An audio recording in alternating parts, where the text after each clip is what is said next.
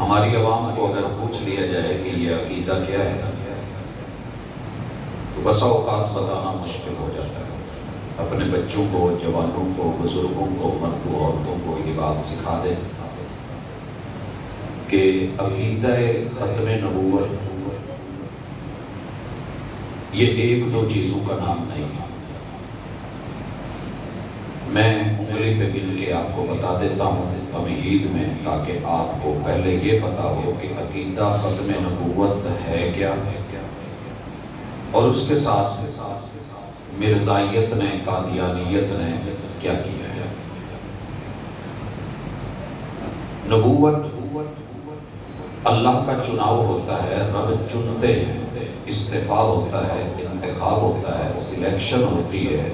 یہ لوگوں کے بنائے جانے سے یا انسان کے اپنے دعوے سے نہیں ہوتی۔ نبوت کس کی ہے؟ اللہ کی۔ لہذا عقیدہ ختم نبوت میں سب سے پہلی چیز کہ اللہ وحدہ لا شریک، جس کا نام اللہ ہے، جو اکیلا ہے، جو بے نیاز ہے، جس کی بیوی یا بچے نہیں، جس کے ماں باپ نہیں، وہ عرش پہ مستوی ہے، وہ سوتا بھی نہیں،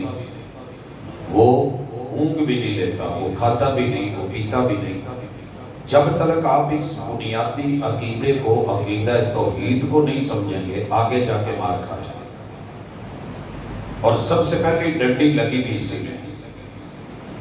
عقیدہ توحید پوری امت مسلمہ کا، جو بھی لا الہ الا اللہ پڑھتے ہیں ان کے نزدیک اللہ، دوبارہ سن لیں، اس کا نام اللہ ہے، صفتیں اس کی انگنت لا تعداد ہیں، مشہور 99 نام یاد کر کے جنت ملتی ہے،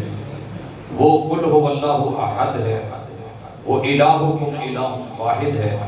وہ اللہ الصمد ہے، لم یلد ولم یولد ہے، ولم یکن لہ کفوا احد ہے، اللہ لا الہ الا هو الحی القیوم، وہ زندہ ہے، قائم ہے، سوتا نہیں، اونگ نہیں لیتا، کھاتا نہیں، پیتا نہیں، اولاد نہیں، بیوی نہیں، بچے نہیں، ماں باپ نہیں، کوئی ساجی اور ہمسر نہیں۔ عقیدہ ختم نبوت میں سب سے پہلی چیز توحید، جس میں ڈنڈی ماری گئی تھی، آگے ہم انشاءاللہ بات کریں گے۔ اور تیسری ہم بات کریں گے کہ 7 ستمبر 1974 کو 100 سال تلک تحریک چلانے والے مرزائی لوگوں کو آئین میں کافر قرار کیوں دیا گیا، انشاءاللہ جب آپ کو عقیدے کا پتہ ہوگا تو آگے پتہ چل جائے گا۔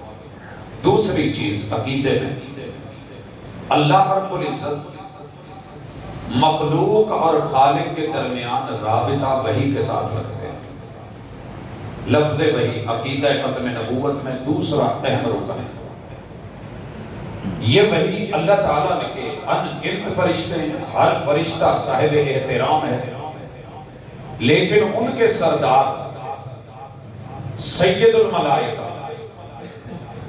یہ جبریل امین ہیں، جو آدم علیہ السلام سے لے کے جناب خاتم محمد رسول صلی اللہ علیہ وسلم تک ہر پیغمبر پہ وحی لانے والی فرشتے صرف ایک ہیں، کوئی دوسرا نہیں۔ ملک الموت کے ساتھ کئی ساتھی ہیں، اللہ نے اس کے آوان رکھے، لیکن ادھر صرف جبریل امین۔ جب اس نام میں ڈنڈی لگے گی، یا کوئی شخص کل کو رب اور مخلوق کے درمیان فرشتہ بدلنے لگے، وہ کوئی بھی ہو، وہ مرزائی ہو یا کوئی کلمہ پڑھ کے آج کا مسلمان ہو، اسے فوری طور پہ روکا اور ٹوکا جائے گا کہ نہیں، یہاں آپ جو کہنے جا رہے ہیں یہ غلط ہے، اسے صحیح کیا جائے۔ ختم نبوت کا تیسرا رکن وہ یہ ہے کہ اللہ تعالیٰ وحی کے ذریعے جو چیزیں کسی بھی نبی کو بتاتے ہیں وہ 6 ہوتی ہیں، جو بیس ہے، اساس ہے، جسے ایمان کہتے ہیں۔ اگر یہ نہ ہو تو پھر رب بھی کوئی نہیں، پھر وحی بھی کوئی نہیں، پھر بندہ ملحد ہو جائے، جو مرضی ہو جائے۔